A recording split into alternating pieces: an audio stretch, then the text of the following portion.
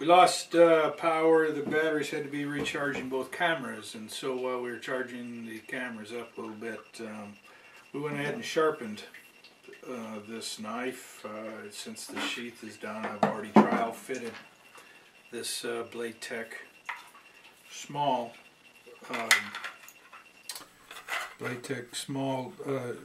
sheath clip, or belt clip rather. So that'll go in there, and we'll eyelet there. We'll watch that because it's pretty sharp. So in order to do the eyelets, we have these 1/4 inch eyelets, and we have our arbor all set up. So again, this will be the outside. And this I established through trial and error in getting what needed to be done. So on. So fix this up. Picture, point in the bottom anvil, and then these rams, we've drilled holes for the 3/8 shaft here, and these are held in place with a set screw that we've tapped in. So that's going to go just like that. And so following our diagram, again, this is just through trial and error. You may want to vary it. We'll put the eyelet in and finish side to the top. We'll rest that right on the point. And now this material, this kydex, will go up and down. We're going to lift that up gently and then bring that and just give that a quick snap, and very nice finished edge on that. And so that would fit right in there like that. Now this can fit right in there. We're going to go ahead and do it that way. These Blade Tech come with a binding post, a screw, a rubber grommet to offset, and these binding posts will fit right inside the inside diameter of these eyelets. So we're going to go ahead and put the eyelets in there like that, and that binding post will fit right inside there. That will screw on like that. We have the rubber grommet as a spacer, and that'll screw in right there, and the screw will go in the back there, and we'll show you that in just a minute. Let's go ahead and finish these eyelets.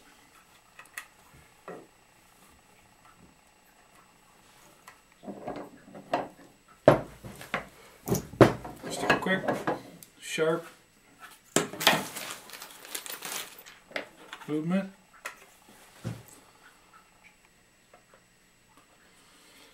And I would normally have this bolted to my bench, but I've moved it for the picture here.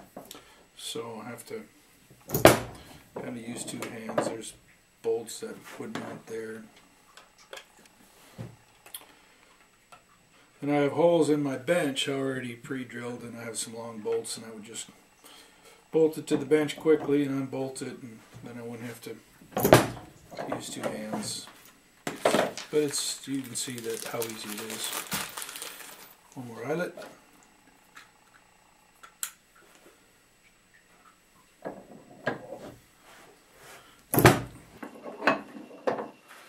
That's done. You can see there, it probably got a little close on the edge on certainly on this one up here. But cosmetic, this is a user test knife.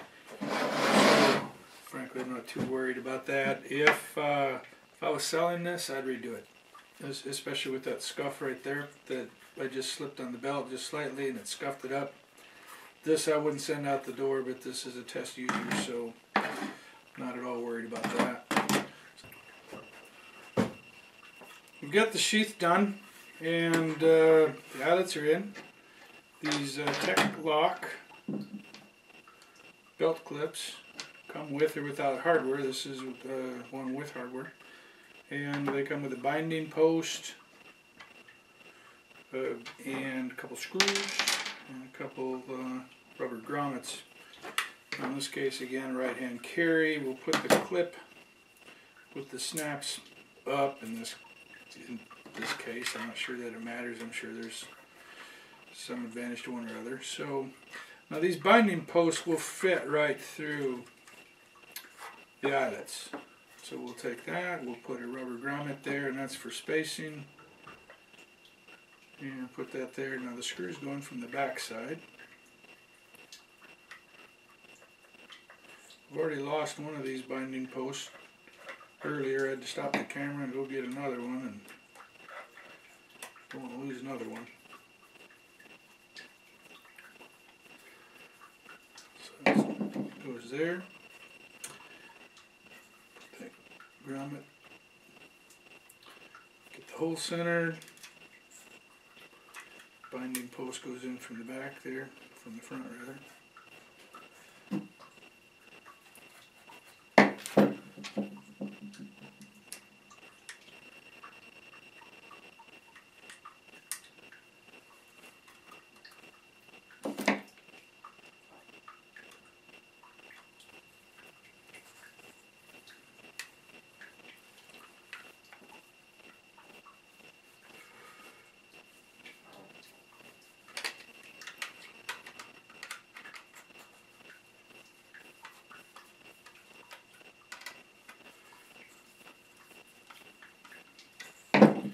Nice and tight. Snaps on like that, and you can see where your belt would go right through there. Now it's probably gonna sit about like that. This knife, nice snap in. It's in there snug. It's not gonna go anywhere. You hear how it snaps in. That will be a little easier on the belt. It snaps in that place, and there's your kydex sheath. Now if this was a little bit too tight, we would consider grinding away some here. Then also, if this again was too tight, it locked in, for example, that pressed down to, I'd take a heat gun and just run it over there. Just aim your heat gun right in this area and loosen it up. Wear some of those brown jersey gloves. And go ahead and mold it by hand. Just bend it to how you want it, and just keep test it and see that it snaps in and out. There you have it. And this is L-Max steel that we're testing in a test knife to see how this steel is going to work out. Seems to hold an edge. Seems to cut. Now I have a compound grind in this particular knife, and so we have a real thin hollow cutting area, and then this is quite thick with a convex grind. And you can see how that even takes a pretty good edge. So we're kind of excited about this L-Max steel to see how it holds up. But from what I'm seeing, it takes and holds a pretty good edge.